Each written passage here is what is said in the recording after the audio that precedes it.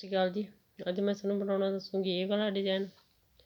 ਇਸ ਡਿਜ਼ਾਈਨ ਨੂੰ ਬਣਾਉਣ ਦੇ ਲਈ ਆਪਾਂ ਨੂੰ ਸਿਲਾਈ ਉੱਪਰ 4 ਕੁੰਡੇ ਦੇ ਹਿਸਾਬ ਨਾਲ ਕੁੰਡੇ ਚਾਹੀਦੇ ਨੇ ਤੇ 2 ਕੁੰਡੇ ਵੱਧ। ਚਲੋ ਜੀ ਸਟਾਰਟ ਕਰਦੇ ਆਪਾਂ ਡਿਜ਼ਾਈਨ ਬਣਾਉਣਾ।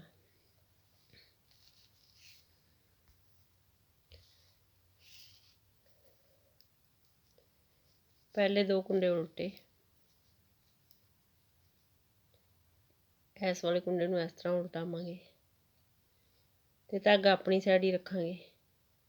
2 ਕੁੰਡਿਆਂ ਦਾ ਇੱਕ ਕੁੰਡਾ ਬਣਾ ਦਾਂਗੇ ਤੇ ਇੱਥੇ ਬਲ ਪੈ ਕੇ ਜਾਲੀ ਬਣ ਜੂ। 2 ਕੁੰਡਿਆਂ ਦਾ ਇੱਕ ਕੁੰਡਾ ਬਣਾ ਕੇ ਇੱਥੇ ਬਲ ਪਾ ਕੇ ਦੁਬਾਰਾ 2 ਕੁੰਡੇ ਬਣ ਗਏ। ਧਾਗਾ ਆਪਣੀ ਸਾਈਡ, 2 ਕੁੰਡੇ ਉਲਟੇ, ਧਾਗਾ ਦੂਸਰੀ ਆਪਣੀ ਸਾਈਡ ਹੀ ਰੱਖਾਂਗੇ ਤੇ ਇਸ ਕੁੰਡੇ ਨੂੰ ਇਸ ਤਰ੍ਹਾਂ ਉਲਟਾ ਕੇ 2 ਕੁੰਡਿਆਂ ਦਾ ਇੱਕ ਕੁੰਡਾ ਬਣਾਵਾਂਗੇ ਤੇ ਇੱਥੇ ਬਲ ਪਾ ਕੇ ਜਾਲੀ ਬਣਾਵਾਂਗੇ।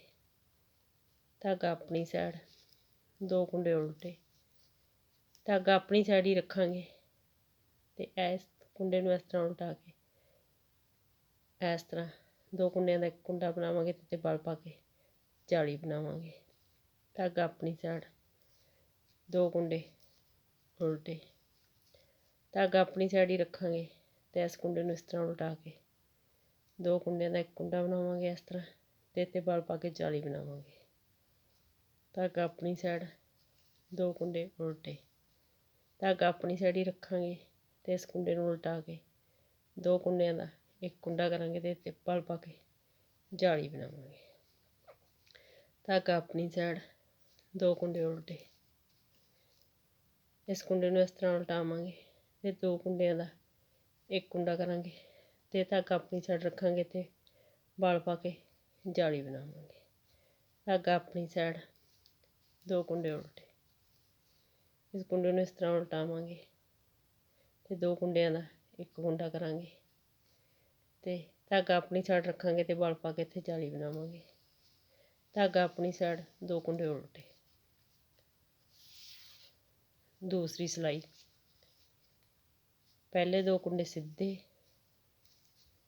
2 ਕੁੰਡੇ ਉਲਟੇ, 2 ਕੁੰਡੇ ਸਿੱਧੇ। ਸਾਰੀ ਸਿਲਾਈ ਜੀ ਇਸ ਤਰ੍ਹਾਂ ਹੀ ਕੰਪਲੀਟ ਕਰਾਂਗੇ। 2 ਕੁੰਡੇ ਉਲਟੇ, 2 ਕੁੰਡੇ ਸਿੱਧੇ।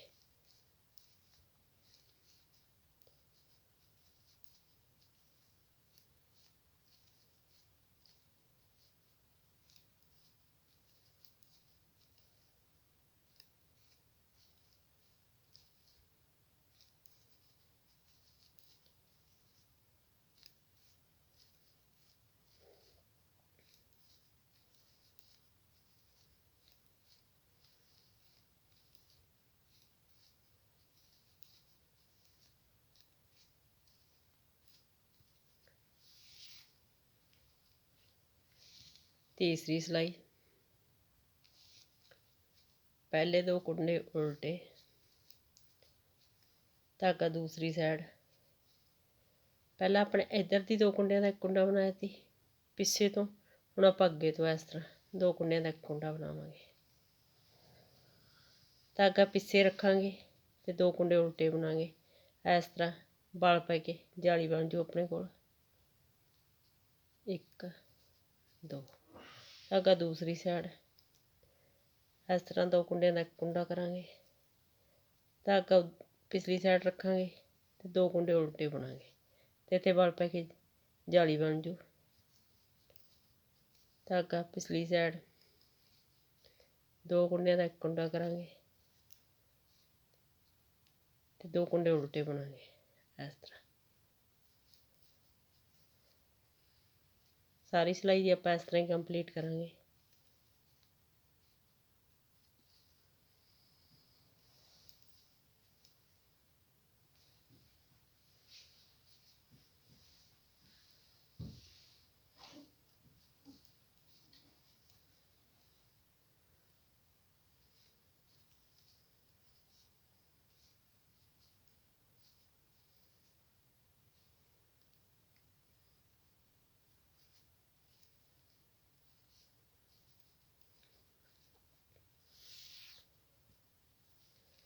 ਚੌਥੀ ਸਿਲਾਈ ਦੂਸਰੀ ਸਿਲਾਈ ਦੀ ਤਰ੍ਹਾਂ ਬਣਾਂਗੇ। 2 ਕੁੰਡੇ ਸਿੱਧੇ, 2 ਕੁੰਡੇ ਉਲਟੇ। ਸਾਰੀ ਸਿਲਾਈ ਆਪਾਂ ਇਸ ਤਰ੍ਹਾਂ ਹੀ ਕੰਪਲੀਟ ਕਰਾਂਗੇ।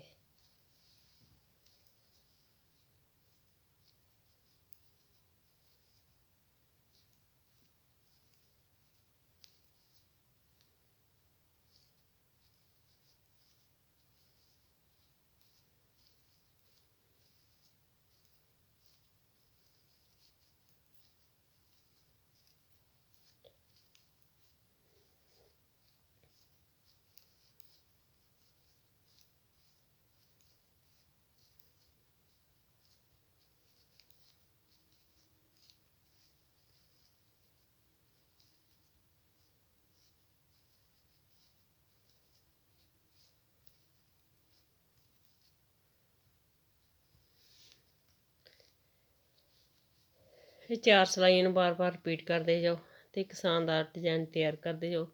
ਵੀਡੀਓ ਨੂੰ ਲਾਈਕ, ਸ਼ੇਅਰ ਔਰ ਚੈਨਲ ਨੂੰ ਸਬਸਕ੍ਰਾਈਬ ਜ਼ਰੂਰ ਕਰਿਓ ਜੀ। Thank you.